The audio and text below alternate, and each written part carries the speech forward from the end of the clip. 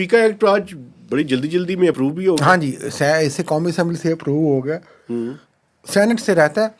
इस पे जो तावला तारड़ है वज़ीर इत्तलात, उन्होंने हालांकि बात भी की है। उन्होंने कहा जी कि ये तो देखें आपको इलेक्ट्रॉनिक मीडिया को और प्रिंट मीडिया को स्पेस देने के लिए हो रहा है, क्योंकि सारी स्पेस तो ये लेके जा रहे हैं और ये जिसका दिल चाहता है ये कोई अकाउंटेबल नहीं, और ये मुल्क की सलामती के ख़िलाफ़ बातें करते हैं। असल मसला मैं आपको बता रहा हूँ वहीं पे है। कहाँ पे है?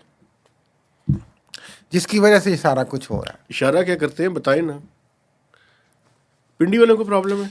उनको भी है। देखिए इमरान खान के दौर से वो कोशिश कर रहे हैं कि ये अच्छा, इसको हम इससे काबू एक करें, जुड़ी हुई बात है क्योंकि वो आप बाकी ये चीज़ें देखें, आपने काबू कर ली। हमने पहले भी ये अर्ज़ किया, आप ये अब ये देखें, सोशल मीडिया रह गया था। सुन लेना, पाकिस्तान ब्रॉडकास्टर्स एसोसिएशन भी मिली है आज।